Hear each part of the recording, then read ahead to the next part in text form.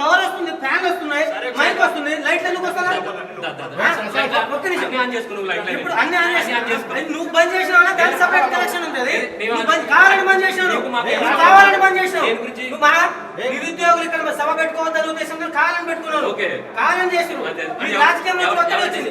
మీకు ప్రభుత్వం చేపిస్తుందా, మళ్ళీ నటికి చేపిస్తుందా? ఎవరు చేపిస్తున్నారు మీకు? మరి ఎందుకు బంద్ చేస్తున్నావు? మరి నువ్వు ఇట్లా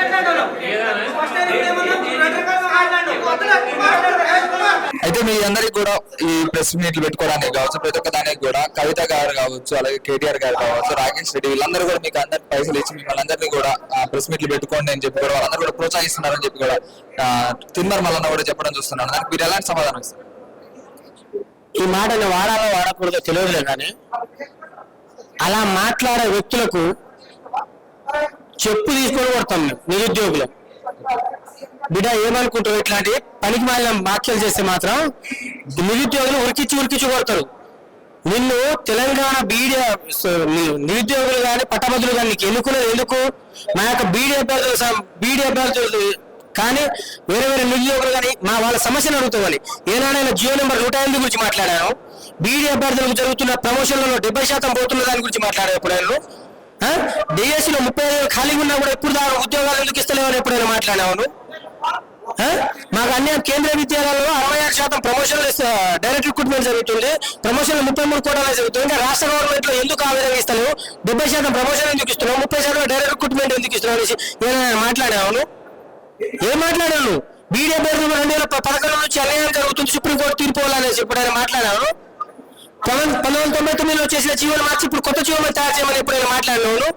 నిరుద్యోగ సమస్య దేని గురించి మాట్లాడాను? ఇప్పుడు ప్రమోషన్లు మళ్ళీ పోయిన సంవత్సరం ప్రమోషన్లు ఇచ్చారు టీచర్లకు, మళ్ళీ ఈ సంవత్సరం కూడా స్కూల్ అసిస్టెంట్ ప్రమోషన్ ఇస్తున్నావు. ఎందుకు ప్రమోషన్ ఇస్తారు, ఎందుకు ఇస్తున్నారు మీరు? ఎందుకు నోటిఫికేషన్ ఇస్తలేవు అనేసి ఎందుకు మాట్లాడాను? ఇట్లాంటి గురించి ఎప్పుడైనా మాట్లాడాను? మా నిరుద్యోగ సమస్య గురించి ఏం మాట్లాడాను? ఒక్క మాట చెప్పు నాకు. మీరైతే జియో నెంబర్ 46 గురించి మాట్లాడా? సంవత్సరానికి 2 లక్షలు రేవంత్ రెడ్డి ప్రభుత్వం ఇస్తామన్నావు కదా, ఇప్పుడు నాకు ఎందుకు ఇవ్వలేదు?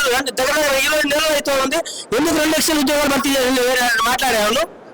ఏం మాట్లాడాను? మా నిరుద్యోగ సమస్యలు మాట్లాడతామని చెప్పేసి కానీ శాసనం వాటికి పంపించావు. ఫస్ట్ నువ్వు మాట్లాడితే మా నిరుద్యోగ సమస్యలు కదా, ఆ నిరుద్యోగ సమస్యలు మాట్లాడిన తర్వాత కదా నువ్వు వేరే సమస్యలు మాట్లాడవు. వేరే సమస్యలు మాట్లాడుతా మేము అంటలేము. అన్ని సమస్యలు మాట్లాడాలి. దాంతోపాటు ఫస్ట్ నువ్వు మాట్లాడాల్సింది మా పట్టభద్రుల సమస్యల గురించి మాట్లాడాలి. దాని తర్వాత నువ్వు ఏమైనా మాట్లాడుకో, అది మాట్లాడము కదా. అది చేతగాక నీకు ఆయన పైసలు ఇచ్చి చేపించిండు, ఈయన పైసలు ఇచ్చి చేపించిండు అని మాట్లాడుతావు. ఇప్పుడు మేము మాట్లాడే ఈ సమస్యలు మొత్తం నిరుద్యోగుల సమస్యలు కాదా? ఎవరిచ్చిన ఈ సమస్యలు నీకు తెలుసా? ఇవన్నీ తెలియజేస్తాం. నీ గురించి నేను మీ స్టూడియో దగ్గరికి వచ్చి మాట్లాడాను కదా, బీఈడీ సమస్యల గురించి ఎన్నిసార్లు మాట్లాడాం? ఎందుకు మాట్లాడలేను? మేము నిరుద్యోగులు కానా? అలాగే ఇప్పుడు చూసుకున్నట్లయితే ధర్నా చౌక్ దగ్గర కూడా కవిత గారు అయితే ఒక ధర్నా అయితే చేస్తున్నారు. ఆ ధర్నా దగ్గర కూడా పోయి మీ కవిత గారి దగ్గర పోయి మాట్లాడి నిరుద్యోగులు అందరూ కలిసి వెళ్ళి మా నిరుద్యోగుల పక్షాన్ని కూడా నిరాహార దీక్ష చేయాలని చెప్పి కూడా కోరుతాను కూడా చెప్పాను మీరు ఇంతకుముందు. దానికి మీరు ఏం చెప్తారు? ఇప్పుడు వీళ్ళంతా వాళ్ళ రాజకీయ సులాభం కోసం ఆ నినాదాలు ఈ నినాదాలు అనేసి రకరకాల నినాదాలు ఎత్తుకుంటున్నారు.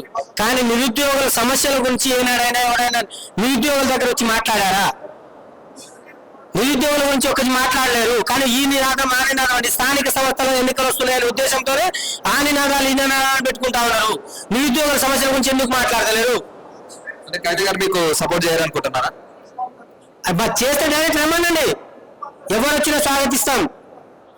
కాంగ్రెస్ వచ్చినా స్వాగతిస్తాం, బీఆర్ఎస్ వచ్చినా స్వాగతిస్తాం, బీజేపీ వచ్చినా స్వాగతిస్తాం, ఏ పార్టీ వచ్చినా స్వాగతిస్తాం.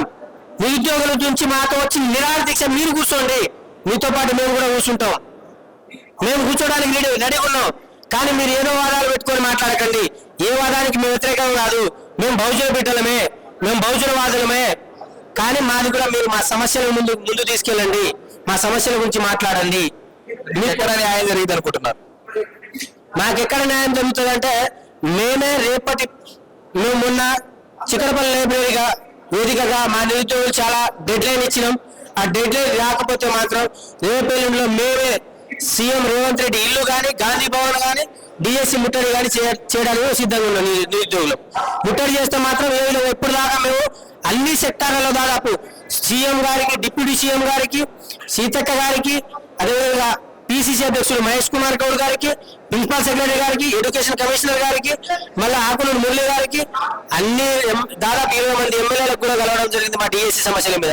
కానీ మీరు ఎక్కడ మాకు స్పందన లేదు. శాంతియుతంగా చేసినాం, ఇందిరా పార్క్ దగ్గర ధర్నాలు చేసినాం, ముట్టడిలు చేసినాం. మీకు ఈసారి మళ్ళీ రాకపోతే మాత్రం బయట ఒక్కొక్కరికి మాత్రం ఘోరంగా పనిష్మెంట్ ఉంటుంది. అది మీ ఊరికి కూడా అందువల్ల విషయాలు కూడా ఈ వేదిక ద్వారా తెలియజేస్తా ఉన్నాం. Thank you so much. నమస్తే అక్క. నమస్తే. ఇప్పుడు ప్రెస్ క్లబ్లలో కూడా మీరు ఇప్పుడు పెట్టడానికి కూడా అక్కడక్కడ పైసలు స్టూడెంట్స్ దగ్గర కూడా తీసుకున్నారు. అలాగే మీ అందరికి కూడా పైన నుంచి వేరే పార్టీ వాళ్ళు కూడా పైసలు ఇచ్చారని చెప్పి కూడా తిన్నారు మళ్ళీ అనేది వ్యాఖ్యలు చేశారు. కవిత గారు, కేటీఆర్ గారు, రాకేష్ రెడ్డి గారు వీళ్ళందరూ కూడా పైసలు ఇచ్చి మీ అందరిని కూడా ఎంకరేజ్ చేస్తున్నారని చెప్పి కూడా వ్యాఖ్యలు అయితే చేశారు. దానికి మీరేం చెప్తారు? చెప్పుతాను కొడతా ఫస్ట్. ఎందుకంటే నిరుద్యోగుల మీద వేసిన నిందలు చాలు. మీరు నిరుద్యోగుల వాళ్ళకి గెలిచి ఈ రోజు అధికారం పీఠంలో కూర్చొని గ్రాడ్యుయేట్ ఎమ్మెల్సీ అయ్యుండి సంస్కారం తప్పి మాట్లాడుతున్నారా? నిరుద్యోగుల మీద నిందలు వేస్తున్నారా? మాట్లాడుతుంటే కరెంట్లు తీసేయడం ఏంది మీ వ్యవహారం? అసలు ఏం చేస్తున్నారు? అసలు మేము మాట్లాడేటోళ్ళ మనుషులే కనిపిస్తలేమా? మీరు అసలు ఉండాలనుకుంటారా? ఆ పీఠంలో నుంచి దిగాలనుకుంటారా? ఆగండి. ఎన్ని రోజులు ఉంటారు అధికారంలో? మా అంటే ఇంకో సంవత్సరం ఉంటారు, ఉండండి. అప్పటి వరకు ఎంత విరవేస్తారో వేయకండి. మళ్ళీ మీ పగ్గాలు మా చేతికి వస్తాయి, అప్పుడు చూసుకుంటాం. గ్రాడ్యుయేట్ల వల్ల గెలిచి ఈ రోజు నిరుద్యోగులకు ఇబ్బందులు గురవుతుంటే మీరు అవి పట్టించుకోకుండా మీ ఇష్టారాజ్యాన్ని మాట్లాడతారా? ప్రశ్నించేటోళ్ళని నిరుద్యోగులు కాదంటారా? ఎవరేసారు డబ్బులు? రాకేష్ అన్న వేసింది. ఆ గ్రూప్ లో ఉన్నది రాకేష్ అన్న ఉన్నారు, ఇంకా చాలా మంది కూడా ఉన్నారు, అశోక్ సార్ ఉన్నారు, అందరు ఉన్నారు. ఈ రాచకొండ రమేష్ అనే అబ్బాయి ఎవరు డబ్బులు వేయకపోయేసరికి బాగా ఇబ్బంది పడుతుంటే సరే ఎవరైనా డిఎస్సి అభ్యర్థులే కదా అని చెప్పేసి ఫస్ట్ నేనే వేసిన. సాక్ష్యం నేనే ఫస్ట్ ఒక 100 రూపాయలు వేసిన. 100 రూపాయలు వేస్తే ఆ తర్వాత వాళ్ళు ఏం చేసారు, మిగతా వాళ్ళందరూ ముందుకొచ్చి వేసారు. అట్లా ఇక ఒక ప్రెస్ మీట్ పెట్టుకోవాలంటే ఒక 15,000 20,000 ఖర్చుతో కూడుకున్న వ్యవహారం. మరి అంతా చేసినా డబ్బులు అవ్వలేదు. అవ్వకపోయేసరికి ఒక 3,000 తక్కువ పడేసరికి ఆయన ముందుకొచ్చి నేను వేస్తాను. మరి ఆయనకున్న సిగ్గు మీకెక్కడ పోయింది? ఆయనకున్న తెలివి మీకెక్కడ పోయింది? సోయి తప్పిరా మీరు? మరి నిరుద్యోగులు ఇంత ఇబ్బంది పడుతుంటే మీరు సాయం చేయకపోగా మళ్ళీ పైనుంచి సాయం చేసిన 2 మాటలు అంటారా? అని ఎవరైనా పర్లేదు, సాయం చేసిండు కాబట్టి నిరుద్యోగులకి మంచోళ్ళ లెక్కలే మేము ట్రీట్ చేస్తాము. ఎందుకంటే ఆ ప్లేస్ లో అశోక్ సార్ ఉన్నా మేము మంచోడని అంటాము. ఇప్పుడు మీరు ముందుకు రాక అమ్మ పెట్టక అడుక్కు తిననియక ఏం చేయాలి నిరుద్యోగుల మధ్యలో? మాట్లాడితే బీఆర్ఎస్ బ్యాచ్ కవిత పంపించింది అంటారు. కవిత ఆడ దీక్ష చేసి నువ్వు ఈడ ప్రెస్ మీట్ పెడితే బీసీ వాదం ఎత్తుకొని ఇద్దరు దొంగలేయండి మమ్మల్ని అంటే ఎట్లా? మీరు ఆమె లేచింది, మీరు ఆమె ఏం మాట్లాడుతుందని మీరు మాట్లాడే టైంలో మీరు కూర్చొని ఉల్టా మమ్మల్ని అంటురా? చెప్పు తెగుతుంది. ఇంకొకసారి పిచ్చి మాటలు మాట్లాడితే నువ్వు ఇట్లే మాట్లాడితే నిన్ను బరాబర్ నల్గొండ జిల్లాకు సంబంధించిన నాగార్జున సాగర్ లో మేము ముంచకపోతే మా పేరే నిరుద్యోగులు కాదు. అంటే నిరుద్యోగులకు ఎక్కడ న్యాయం జరిగింది అనుకుంటారు? ఏ ప్రభుత్వంలో న్యాయం జరిగింది అనుకుంటున్నారు? ఏ ప్రభుత్వంలో జరగట్లే న్యాయం. మరి ఎట్లా వచ్చే ఎలక్షన్స్ లో ఎవరికి ఓటేద్దాం అనుకుంటారు? ఎవరిని తీసుకొద్దాం అనుకుంటారు? ఇప్పుడు ఈ ప్రభుత్వాన్ని ఎలాగో కూలుద్దాం అని చెప్పి నిరుద్యోగులందరూ ఒక సంకల్పంతో ఉన్నారు. వచ్చే ప్రభుత్వం ఏ ప్రభుత్వానికి చేద్దాం అనుకుంటున్నారు? వచ్చే ప్రభుత్వము నిరుద్యోగుల ప్రభుత్వమే వస్తుంది. ఎవరు లేదు. మేము చెప్పినాం కదా అన్నట్టుగానే స్థానిక ఎలక్షన్స్ లో నిరుద్యోగులు పోటీ చేస్తారు, నిరుద్యోగులే గెలుస్తారు. మీరు పోటీ చేస్తున్నారా? ఖచ్చితంగా. నేను జూబ్లీ హిల్స్ లో పోటీ చేస్తున్నా, అలాగే అక్కడ అయిపోయిన తర్వాత అక్కడ ఓడిపోయినా మా ఊర్లో కూడా పోటీ చేస్తా, ఖచ్చితంగా చేస్తా. ఇలాంటి పాలకుల కంటే మేము చాలా బెటర్. షేర్ చేయండి, లైక్ చేయండి, సబ్స్క్రైబ్ చేయండి. మరిన్ని వీడియోల కోసం బెల్ సింబల్ పై క్లిక్ చేయండి.